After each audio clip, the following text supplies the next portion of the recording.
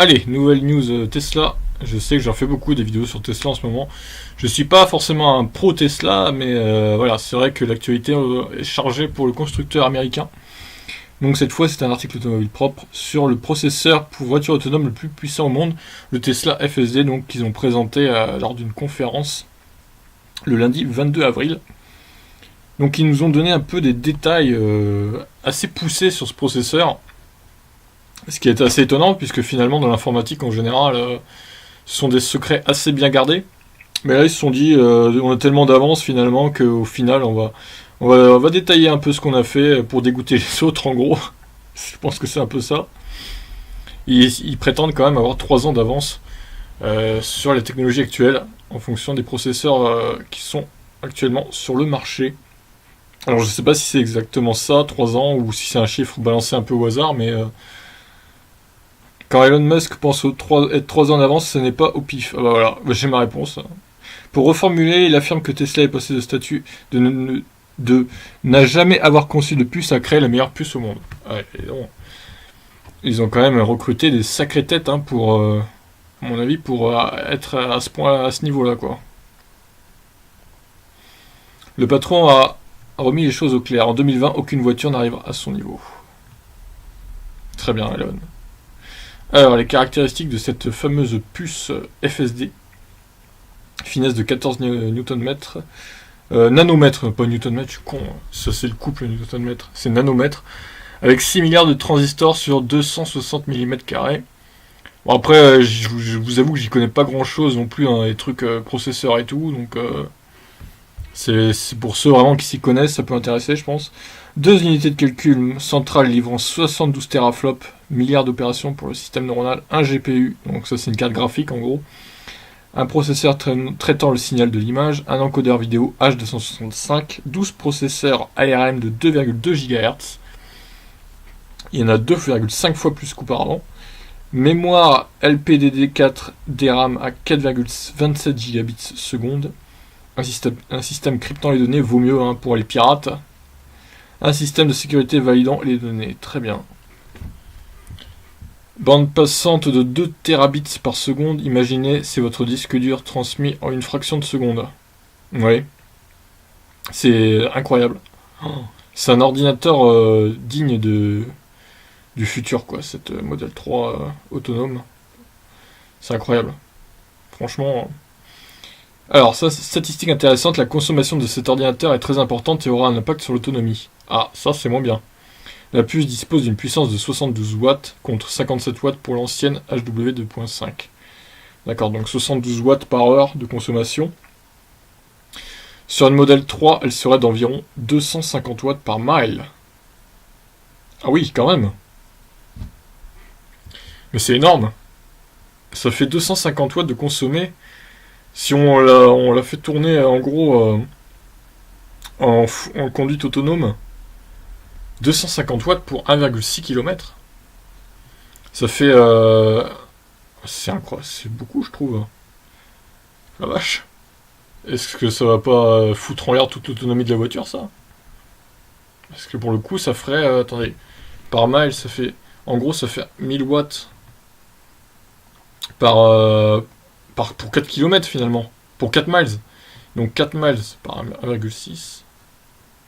Donc ça fait 6,4 km pour 1 kWh consommé en conduite autonome en gros. Eh ben c'est comme si il y avait une deuxième consommation de électrique. Ça doublerait la consommation de la voiture quoi. Non, c'est bizarre. C'est quand même étonnant. Là quand même, c'est parce que bon, 1 kWh pour 6,4 km, c'est ce qui me paraît logique quand on roule avec une voiture électrique quoi. Donc ça me paraît énorme comme chiffre, à vérifier quand même, mais ça me paraît énorme. Si c'est le cas, c'est vraiment c'est pas top du tout même, niveau écologie, consommation, tout ça. Alors, chez Tesla, c'est le nombre qui compte. Pour apprendre, il faut des leçons, donc des situations différentes et se complexifient pour s'améliorer. Contrairement à Nvidia et Mobileye, sous-traitants des grandes marques, les Tesla communiquent toutes leurs données. Nous avons un avantage, d'ici 1 an, nous aurons 1 million de voitures. Wow, 1 million de voitures dans un an. Les gens l'utilisent et le programme avec la recherche. Plus de 100 millions de kilomètres ont été parcourus en autopilote, donnant de la matière à exploiter pour améliorer le logiciel. 9 millions de changements de voix ont été enregistrés et chacun apporte une nouvelle information. Le futur autopilote en bénéficiera, exploité par la partie neuronale de l'ordinateur. Ça fait peur, hein, toutes ces technologies quand même. Si ça tombe dans des mauvaises mains et que c'est piraté et tout, oh là là, mais ce serait tellement un désastre, quoi. J'espère que c'est bien sécurisé leur truc. Hein. Une nouvelle puce dès 2021. Si quelqu'un commence aujourd'hui, même très bon, il disposerait de ce qu'on a maintenant dans environ 3 ans. Ouais. Donc c'est ce qu'il disait, 3 ans d'avance en gros sur la concurrence. Le PDG n'est pas non plus soucieux, répond qu'il faudra un temps considérable pour pirater le système. Ah ouais, mais c'est pas impossible du coup. Quels sont les futurs projets demandant une investisseuse? Disons au moins 3 fois meilleur que le système actuel.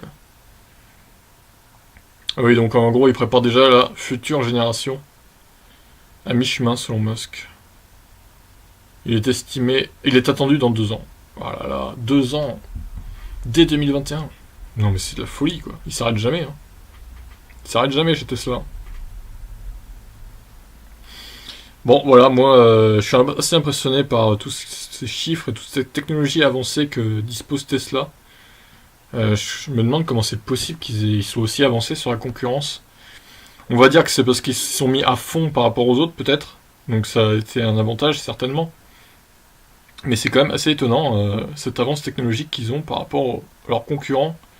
Et même par rapport aux... Même pas concurrents constructeurs, même pour les trucs d'informatique, genre les constructeurs d'informatique et tout. Ils sont en avance sur tout en fait, sur tout le monde. C'est assez phénoménal quoi. Bon après moi ce qui m'inquiète un peu c'est cette consommation là. D'ailleurs je sais plus où c'est. On va essayer de revoir. Ah oui c'est ça. Donc une Model 3 sera d'environ 250 watts par mile. C'est quand même, moi je trouve ça énorme comme consommation. Là franchement, donc attendez, on va faire un produit en croix. Tac, divisé par 6,4 km. Égal, donc ça ferait une consommation de 15,6 kWh pour 100 km. Mais c'est déjà la conso de la voiture en fait. En fait ça doublerait la conso de la voiture, mais non, c'est pas possible. Non là il y a une erreur, je pense que c'est pas possible. Le 250 watts par mile, non, c'est pas possible, attendez. Non, il y a un problème. Franchement, il y a un problème. C'est peut-être plutôt 150 ou une connerie du genre, quoi. Mais pas 250. Non, là, je demande de vérifier, parce que... Non, pour moi, c'est pas possible. Ça mettrait la conso de la voiture entre 25 et 30 kWh au 100. Pour moi, ça serait... Si ça se vérifiait, ça serait un gros problème, hein, clairement. Après, je suppose que ça serait en full autonomie, quand la voiture conduit vraiment toute seule, que ça consommerait ça, mais même, enfin, c'est bizarre. Ça me paraît étonnant, moi. Bon, je sais pas, à vous de me dire ce que vous en pensez, si vous pensez que ce chiffre est surprenamment élevé également. Moi, je le trouve pas logique. Après, je sais pas, c'est peut-être réel, hein, finalement. Ça va peut-être doubler la conso de la voiture, avec ce super ordinateur, super calculateur. Je ne sais pas. À vous de me dire ce que vous en pensez. Sur ce, je vous laisse. Ciao.